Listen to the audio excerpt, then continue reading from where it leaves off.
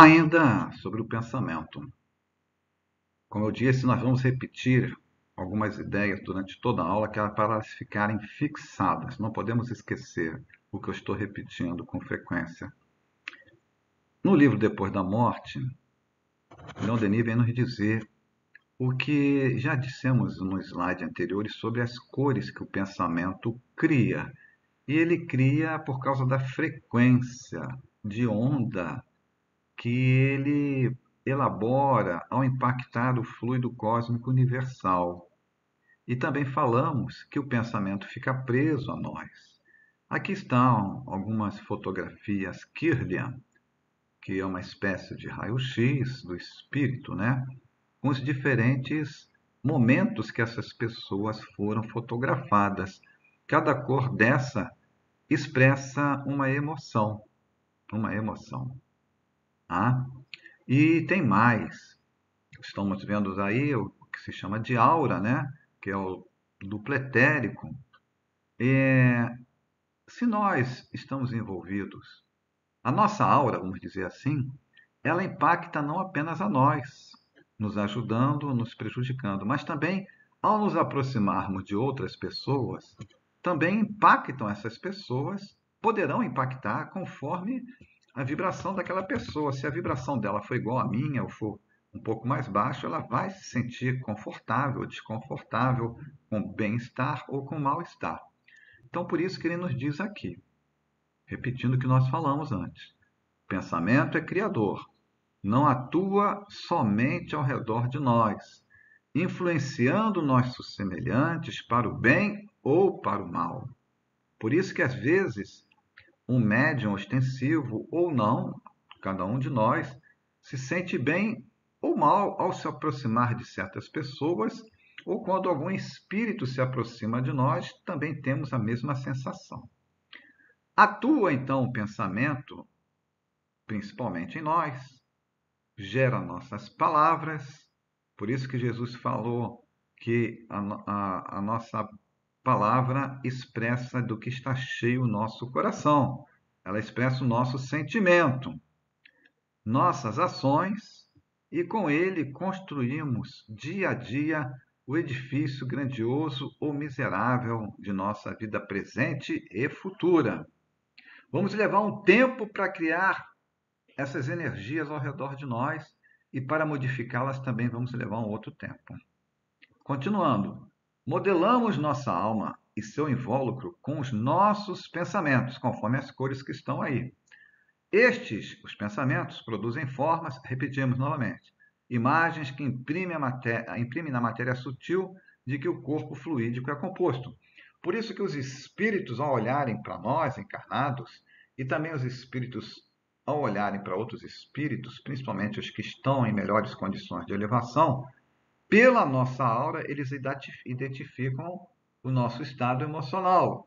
E com um olhar mais apurado, eles penetram em nosso pensamento. A aura humana, agora do livro Perispírito, de Zalmino Zimmermann, mostra dinamicamente, como está aí na foto, a cada instante, diferentes variações cromáticas, refletindo os diversos estados psicofísicos, psicológicos e que afetaram o físico do homem ou do perispírito, né?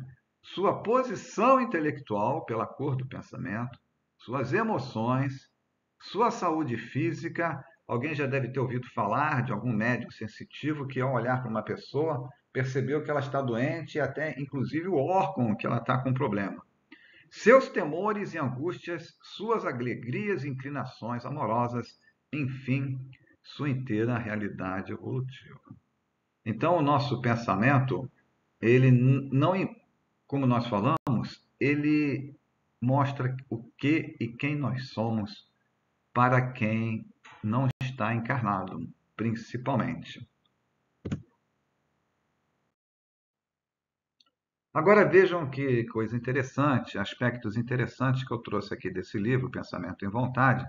São vários pontos, vamos passar rapidamente, mas que isso daqui, pela evidência e clara evidência dos médiuns ostensivos, isso é comprovado.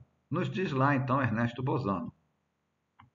estranhamente simbólicas, algumas formas de pensamento, algumas delas representam de forma geométrica, né, os sentimentos que originaram. E isso é verdade.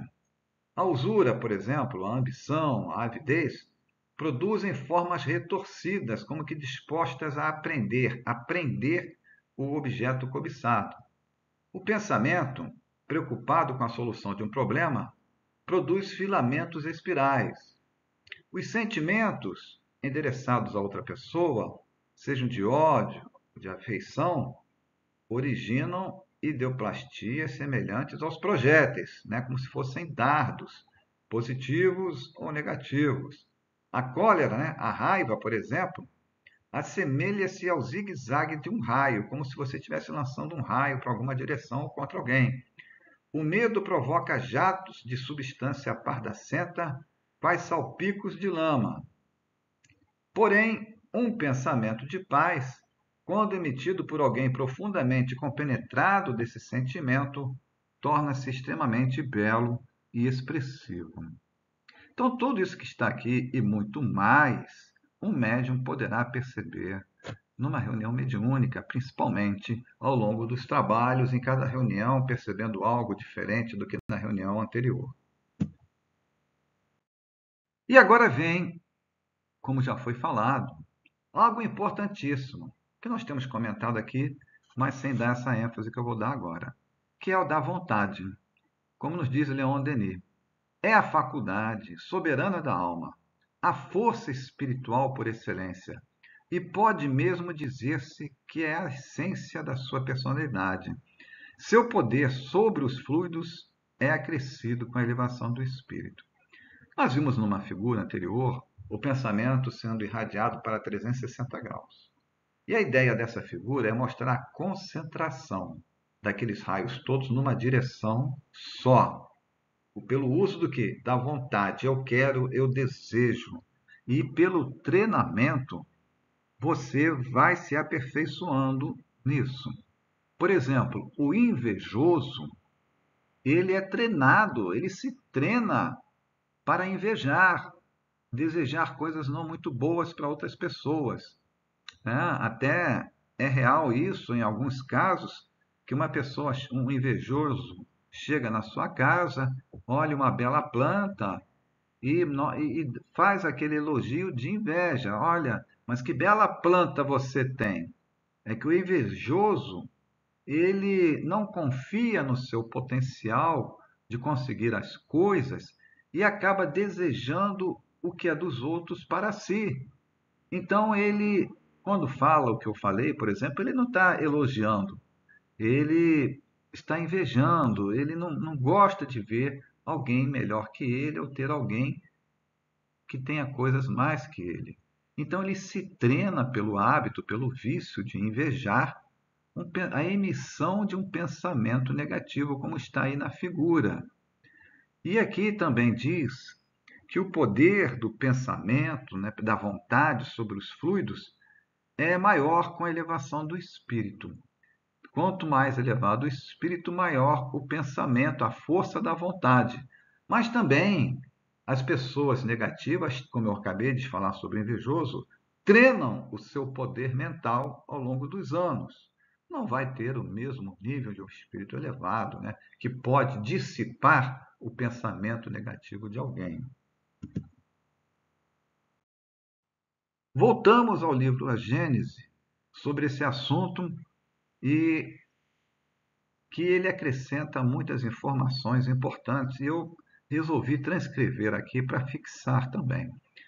No capítulo lá, no subtítulo, Kardec, as criações fluídicas, no item 14, Kardec nos diz assim: algumas vezes, essas transformações que o pensamento e a vontade provocam no fluido cósmico universal resultam de uma intenção, o espírito deseja. Outras são produto de um pensamento inconsciente. Você não queria aquilo, mas tem o hábito, tem um vício de pensar naquilo e acaba criando. Basta que o espírito pense uma coisa para que esta seja criada ou se produza. É assim, por exemplo, que um espírito se faz visível ao encarnado. com as aparências que tinha quando era vivo, na época em que até pode ter conhecido aquele encarnado, né? Com o vestuário, com as roupas, com as doenças, com as cicatrizes, membros amputados se ele tinha. Um decapitado se apresentará sem cabeça. Como o espírito ele não é amputado, né? Não é coxo, nem maneta, nem é cego, nem decapitado. O que se dá é que, retrocedendo o seu pensamento à época em que tinha tais defeitos, seu perispírito lhes toma instantaneamente as aparências, que deixa de existir logo que o mesmo pensamento cessa de agir naquele sentido. Se, pois, de uma vez ele foi negro e branco, e de outra, apresentar-se-á como branco ou negro, conforme a encarnação a que se refira a sua evocação e a que se transporte seu pensamento. Quantas informações aqui, começando de trás para frente. O espírito não tem cor, né? Ele tem luminosidade. A cor, ele no sentido de raça nossa, ele não é índio, não é negro, não é branco, não é chinês, não é japonês. Mas se o espírito quiser manter a forma que teve na última encarnação, ele mantém. Ou às vezes até ele não quer manter, mas ele não tem condições de fazer-se diferente. Está muito preso à última encarnação, muito preso à matéria. E por estar preso, se ele tinha uma parte amputada do corpo, não tinha um olho, né, ou se estava doente, ele vai se manifestar sim numa reunião mediúnica, porque ele ainda está preso àquela construção mental. Ele é fruto do que ele não se preparou para a vida espiritual. A morte não traz dor. Bilhões de pessoas desencarnam e não sabem que desencarnaram, ficam aí perdidas ou ficam presas em suas construções mentais. Muitas vezes a pessoa ficou, vamos, por exemplo, dar o exemplo de uma pessoa que ficou numa cama de hospital, sofrendo muito, e não tinha uma elevação, uma formação espiritual para crer que a vida continua após a morte. Ele se vê muitas vezes numa cama de hospital, isso são relatos de reuniões mediúnicas, e se queixando que os médicos, os enfermeiros foram embora, o abandonaram ali, e ele se vê com todos os sintomas da doença e passa esses sintomas para o médium. E durante o atendimento na reunião mediúnica, isso é desconstruído. Pode ser desconstruído, às vezes não, depende de muitos aspectos. Mas ele, como diz aqui, ele se sente assim porque ele o quer, né? Há deformações no perispírito que vão levar mais tempo para a pessoa se recompor no mundo espiritual. Há colônias espirituais especializadas para isso. Continuando aqui com Kardec. Sendo os fluidos o veículo do pensamento, este, né, o pensamento, atua sobre os fluidos como o som sobre o ar. Já vimos isso. Eles nos trazem o pensamento como o ar nos traz um som. Repetimos esse trecho. Pode-se, por dizer, sem receio de errar, que há nesses fluidos ondas e raios de pensamentos que se cruzam sem se confundirem, como há no ar ondas e vibrações sonoras. Há mais, criando imagens fluídicas, o pensamento se reflete no envoltório perispírito, no perispírito da pessoa, como num espelho. Toma nele corpo e aí, de certo modo, se fotografa. Tenha um homem, por exemplo, a ideia de matar o outro. Embora o corpo físico, o corpo material, se lhe conserve impassível, sem mudanças, seu corpo fluídico é posto em ação pelo pensamento e reproduz todos os matizes daquilo que ele está pensando em matar alguém. Executa fluidicamente o gesto, o ato que intentou praticar. Explicamos isso antes, mas aqui também quero lembrar a ideia do suicida. A pessoa que tem ideias suicidas, ela fica criando imagens mentais, ela se vê se matando de diferentes formas, e pela intensidade, pela frequência, ela vai dando forma àquilo. e aquilo fica preso no perispírito e influenciando a própria pessoa. Influencia a própria pessoa. Aquele pensamento se torna repetitivo a ela, reforça o que ela já está pensando, ok? Por último, aqui dessa parte, o pensamento cria a imagem da vítima, continuando o que ele estava falando antes, e a cena inteira é pintada como num quadro, tal qual se ele desenrola no espírito. Desse modo é que os mais secretos movimentos da alma repercutem no perispírito, no envoltório fluídico, que uma alma pode ler noutra alma, como num livro, e ver o que não é perceptível aos olhos do corpo, como nós falamos. Outros espíritos podem identificar quem somos, o que somos e por que somos até. Contudo, vendo a intenção, pode ela pressentir a execução do ato que lhe será a consequência, mas não pode determinar um instante que o mesmo ato será executado, nem lhe assinalar os pormenores, nem ainda afirmar que ele se dê, porque circunstâncias posteriores poderão modificar os planos assentados e mudar as disposições. Ele não pode ver o que ainda não esteja no pensamento do outro, e o que vê é a preocupação habitual do indivíduo, seus desejos, seus projetos, seus desígnios bons ou maus. Então, apesar de, como eu citei o caso do suicida, ele não consegue ver quando que vai realizar aquilo. E pode desfazer tudo aquilo, aquela influência externa, e combater também a criação interna, modificando o seu pensamento, dando um novo sentido à sua vida.